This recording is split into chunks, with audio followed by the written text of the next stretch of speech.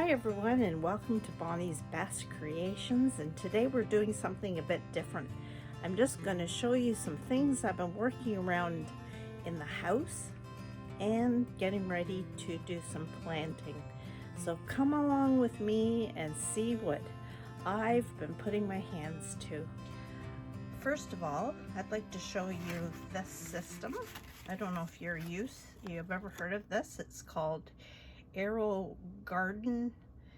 It's a seed starting system, and I was given this as a gift, and it's pretty neat. It comes with this container that has all these holes in it, and it has lights to tell you when to water, when to fertilize. And I actually bought an extra set of these. It did come with just this basic one, but I felt I needed more, so I bought this extra insert. I ordered these extra pods, which are just peat, and what I've done is, what you have to do is soak these overnight by plopping them in here. So they have to be wet and soaked overnight. Now, some of these have been soaking at the back, and I plant in there herbs that I can start indoors. And so what I have basically done is planted basil, dill, and oregano. Those are the herbs that I use the most, but you can do flowers in this, and it's just a different system. There is a light that comes on, and also what I've done, I will show you just a minute. So some of these have been soaking. So what I'm going to do is, in each one of these that have already soaked, I'm putting in, there's a little hole, and you can use tweezers or your fingers, and I put 2 or 3 of the seeds that I've bought in there. Now I also, with an old plastic container, I've created a little kind of a greenhouse kind of thing, so that the humidity builds to show you to get the seeds going. So that's what I did, and I just cut a little notch in there to fit around that hole. So, and I'm going to show you, I planted 4 weeks ago, and I'll show you what happened in 4 weeks. All right, everyone, so here we are back upstairs. My system is down in the basement, just to make more room up here. You can put that system on your counter in your kitchen if you got space, but my house is kind of small. So now I want to show you that here, down underneath here, is 4 weeks of growth of the seeds that I've planted. I have dill, and then I have basil, and I have oregano. Oregano was kind of slow, so I'm hoping that will come. I've put them in large pots because I am going to put them in my barrels outside. So, but I can't put them out yet because these are very tender herbs, and if there's frost, they'll die. I'd like to show you now, you may have seen this before. This is my Christmas Easter cactus. This is old, and this belonged to my mom, but it faithfully blooms 2 times a year, Christmas and Easter. Do you like my old ironing board? Yep, I found it at a thrift store. Pretty reasonable, $8. So here we go. And so what I've got is some more plants that I love. I am quite into Hoyas, and I'm rooting these Hoyas in laca, which are clay pellets. And the pellets there's no soil, and it's pestilent free. What I've done in each of my laca pots, you can grow them in any containers, and you just fill the water at the bottom as a reservoir with water. I've put a thread in each one of them, which will draw the water up through the clay pellets to the roots. So there's a couple of 3 of my Hoya. Here is another Hoya, and that is also growing there. I use the hydrangea that I grow through the summer from the backyard. They dry beautifully, and I love mixing the dried flowers with my tropical plants. Yes, more Hoya. They're all different kinds, from Australia's, Crimson Queen, Matilda, all different kinds of Hoya. I like them because they're drought resistant. Their leaves are all uniquely different, but they don't require a lot of care. And the flowers come sporadically, but they are beautiful.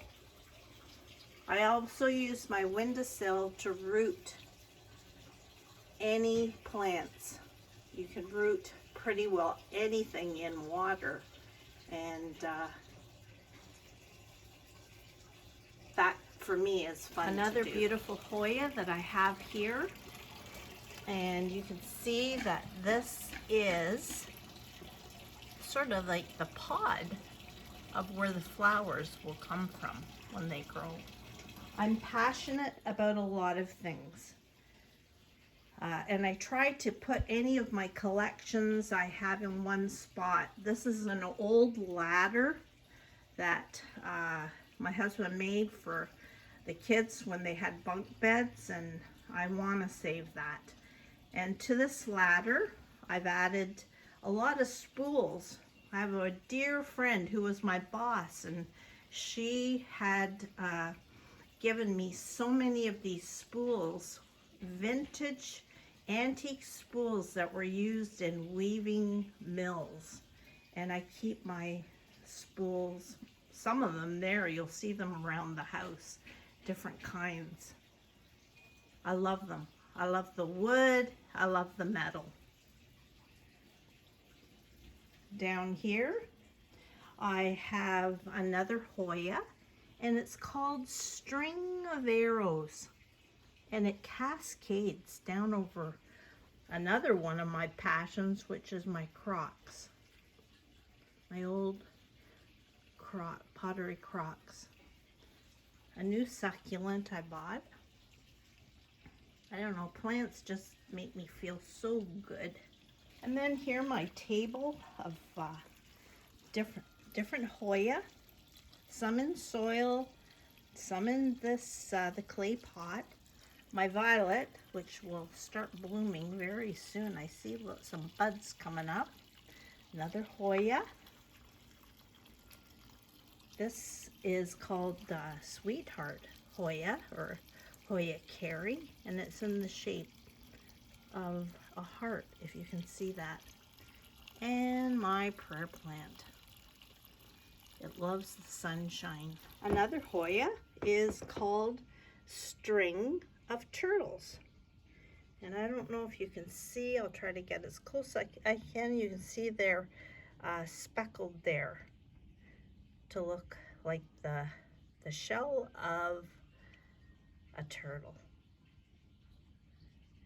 how unique each one of these plants are. I stepped outside because it's a beautiful day, and all these beautiful days, the things that I have grown over the winter to bring outside, I've kept in the house. But on beautiful days, I will harden these plants, which means I have to bring them in and out till they toughen up to get used to their new outdoors. I am getting ready for spring. There's my outside my patio door, my water fountain going, an old-fashioned pump, a kettle. I love the sound of that. And there will be my little, I like to set up little things around the house of interest, and that's my kind of little fairy garden. So it won't be long. Okay, so now quickly, it's still this and that. I'm going to show you something savory that I use all the time. It's a simple chicken marinade for the barbecue or the oven, whatever you want. So in a mason jar, I'm going to put, it's whatever you like. I'm going to put in a clove of grated or crushed garlic. To that, I'm going to add maybe a 1/4 cup of olive oil. And you know what? This doesn't take, this is not measured a lot. It's just to taste. A little bit of lemon juice, balsamic vinegar, which I love. Maybe 2 or 3 tablespoons.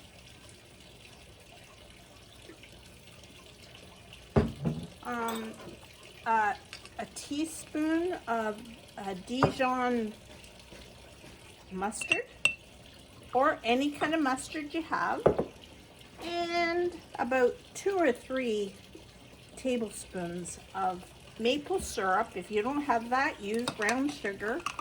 I'm just going to stir that up, mix it really good.